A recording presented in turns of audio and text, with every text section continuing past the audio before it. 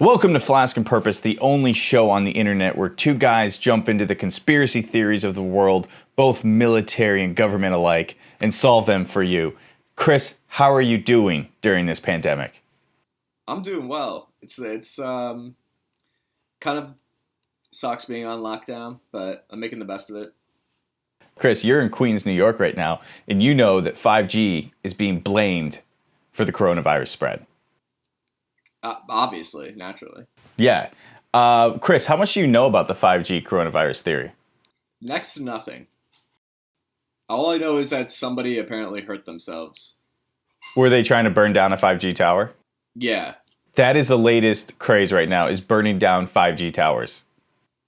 It's the meme. It's the meme. It's also real life. It's both. Yeah. So I kind of want to get into the core of like where this all started, right? The 5G spread. And a lot of people want to blame David Icke and Alex Jones, which is where I started my research. Because I think the Men in Black had it right. If you want to find like their true story, you got to start with the tabloids and follow the breadcrumbs. Mm-hmm. Chris, this is investigative journalism at its finest. So let's see here. First thing I did was I went to Infowars.com to where Alex Jones is still doing angry live rants all the time. And I was kind of surprised. I thought he would have retired by now, considering he just got a DWI and like all the court cases. I didn't know about that, did he? Yeah, just got a DWI in March. That makes sense. He always did look like he was like 3 lines deep. Yeah, and the 5G probably made him do it. So from there, I was led to David Icke, who's a famous conspiracy theorist from England who likes to say that all of our leaders are reptilians. He said like the Earth was going to end in 2012. Like none of his predictions have ever come true, but he has like millions of followers around the world, and he's been pushing this 5G thing. I landed on a video that was produced on March 12th at the Health Summit in Tucson, Arizona by Dr. Thomas Cohen, MD. And I'm not fully sure what type of doctor he is. I think it's like psychiatry or something. But he presented this argument that 5G is creating the coronavirus, not just spreading it, but that the electromagnetic field created by 5G is damaging cells, and so the cells are spitting out viruses, and the virus is coronavirus. And he's linking it to Wuhan having 5G, and all these other major areas that have 5G are all of a sudden just spiking with coronavirus, and he claims that the Spanish flu was also caused by the introduction of electricity into the world, making people weak and like spitting out these viruses that were created in the human cells because of electricity. And so like it spread like wildfire, man. Celebrities are tweeting. John Cusack is saying that 5G is spreading coronavirus. Michael Che of SNL put his grandmother died of coronavirus complications. So I do give him some slack on being emotionally upset at the time. But he put out a tweet saying, like, there's no way that this just came from a bat. Like, this is 5G and there's other things behind it. He has since deleted all of his posts on Instagram. So That's good. that was a good move, Michael Che, because I think people are starting to realize now, like, two things here. One, celebrities are absolute idiot children. They are dum-dums. Not to be listened to during crisis. Dude, they're the anti-vaxxers, and during a crisis, they're doing nothing but spreading fear, like hard fear. But then the next thing, Chris, is where did everyone see this video? How did this video spread so quickly? And there's a lot of evidence that actually the Russian government is behind this misinformation.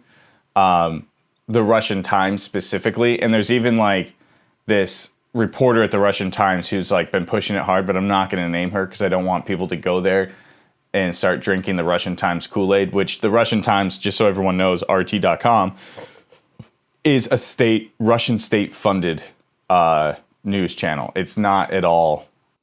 So anything that's said on there is probably what the Russian government wants. It's 100% from the Kremlin. Yeah, absolutely. So like for their interests. Yeah, and the EU's been investigating Russia. They've caught Russia multiple times spreading misinformation about the coronavirus to all their enemies in Europe and the US.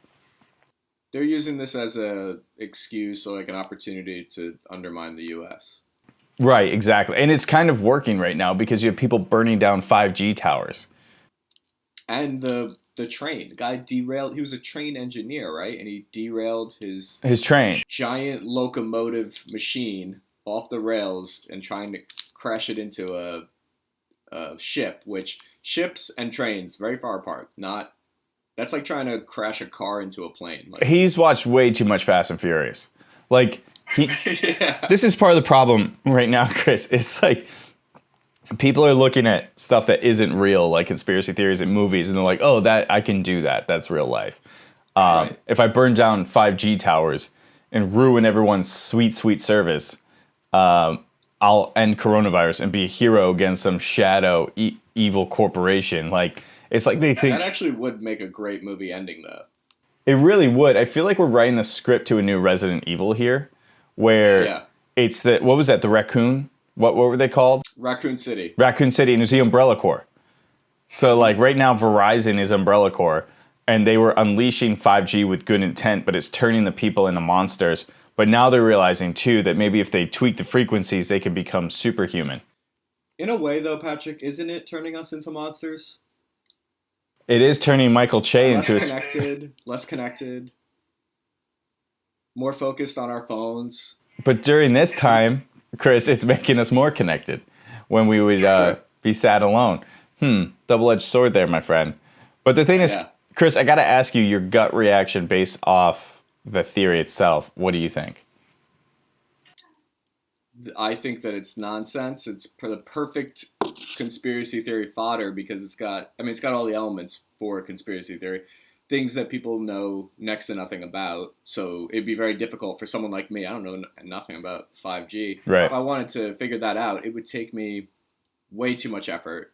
But if he can connect a couple of dots that don't really connect, and you'd have to have knowledge to know that, like, oh, the Spanish flu happened around the same time as, when computers and electricity was starting to become big, and then now this happens when 5G. Well, why didn't it happen when 4G was Right. big? Yeah, exactly. What's this big difference between 5G and 1G that created a weakness in us? And the other thing to go against his anecdotal evidence is that Iran doesn't have 5G. And they're one of the hardest hits, yeah. Yeah, one of the hardest hits. And then people are claiming that Africa's not being hit by it because they don't have 5G or 4G. Africa's definitely being hit by it. They're starting to have their cases now. They just didn't have the testing capabilities. Yeah, he claims that during the time that these people were getting sick throughout history from electromagnetic pulse, like forces or whatever, that they would take the snot from one person who was sick and put it in a healthy person, and they didn't get sick. Is that true? I 100% know. That's like They did that with blood. yeah, that'd be like saying, Chris, that like if so. They did do that with blood. What's that? They would take the blood from someone who had been sick, and then put it in someone who, they use the antibodies. Oh, I wonder if he. Snot probably didn't work. I wonder if he confused antibody transfer with Yeah. trying to make people sick. Again, I'm not fully sure what type of doctor he is. I should have done better research on his background, but he's kind of hard to pull up. And the summit he was at was one of those like weird summits. It was like how we're going to make the world healthier through chakra roots and, I don't know, meditation versus medicine. You know what I mean? So he's like the perfect doctor to be spreading this type of misinformation. And it's also perfect for the conspiracy theory because you can say, oh, this came from a doctor. Yeah. Doctor did this. And then the next thing I want to touch on, though, is how much it angers me that these celebrities have jumped on it.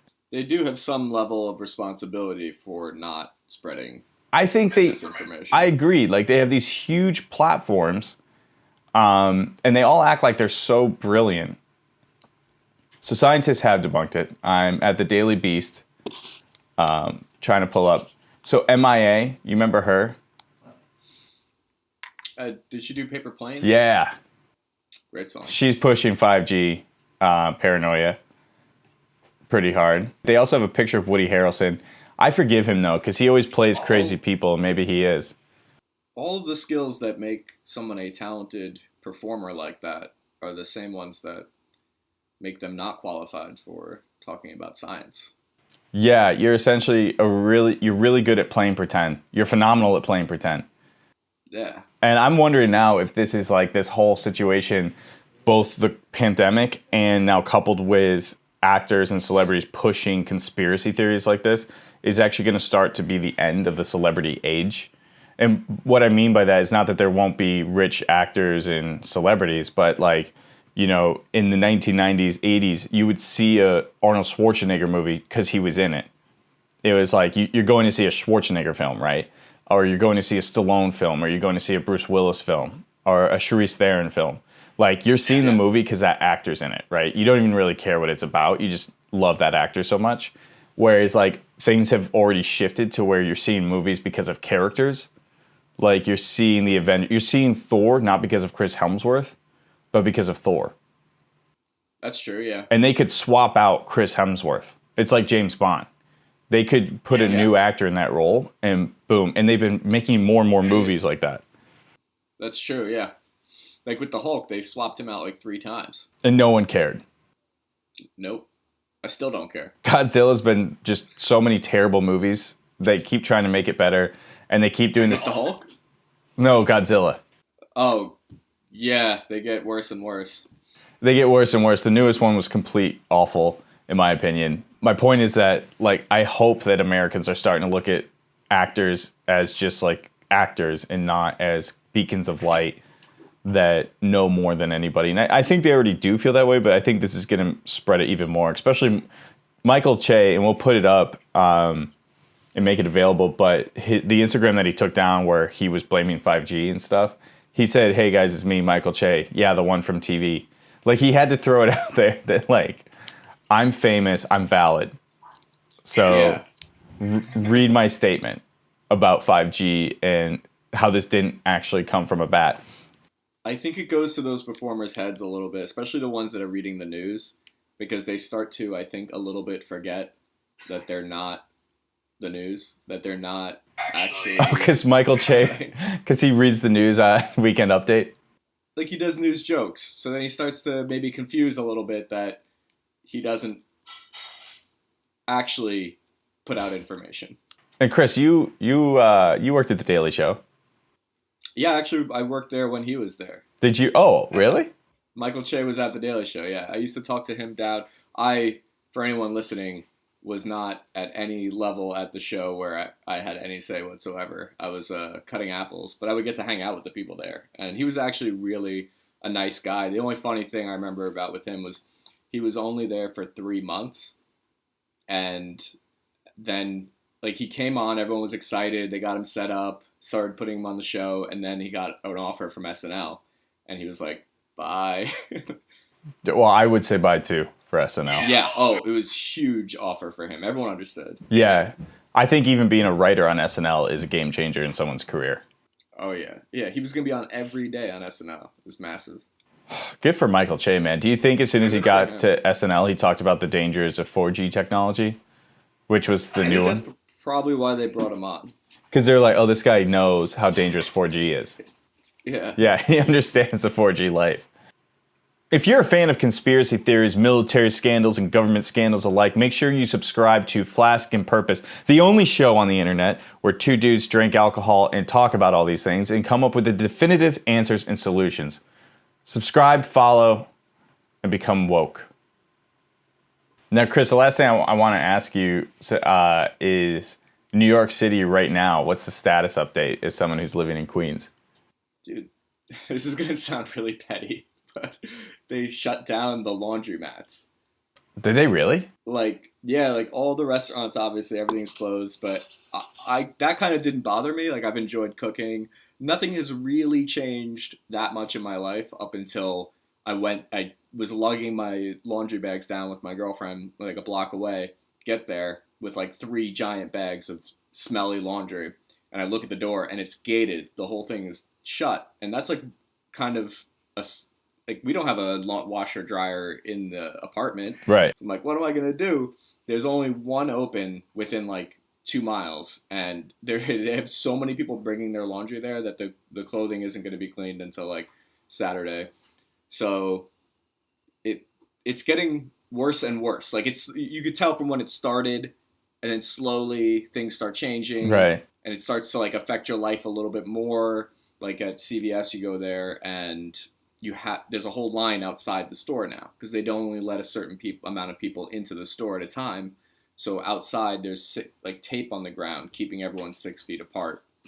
So Jeez. it's getting worse, but I'm imagining that it's going to turn back around and start heading back the other way any day now. I feel like Yeah, I've been calling it maybe May. that's a good description. Like for New York City, maybe in May, maybe May.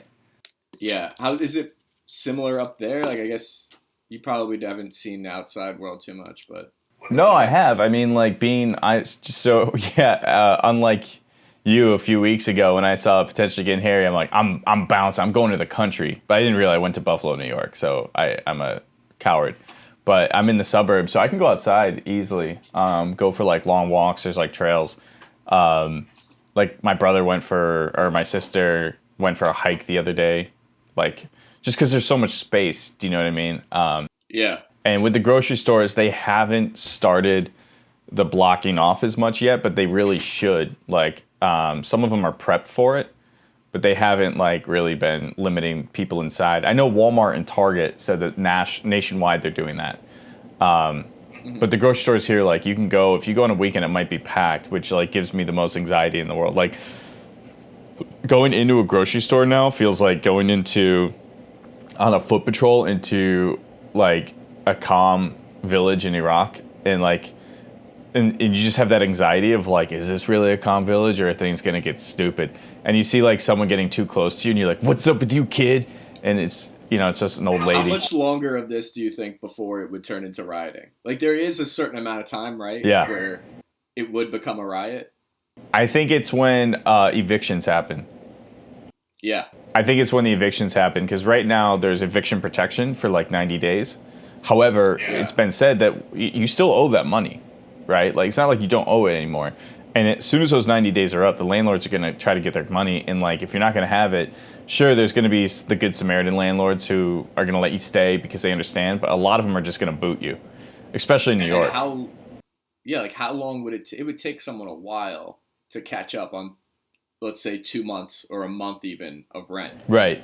Suddenly you're like, you have essentially like maybe $3,000 debt suddenly. I really think like the riots are just all going to completely depend on employment and being able to have a place to live and feed yourself. Do you know what I mean? Like there's parts in southern Italy where people are now robbing grocery stores directly and like just stealing from food trucks and whatnot. I don't know if it'll get that. They're only like a month ahead of us in terms of like being locked down.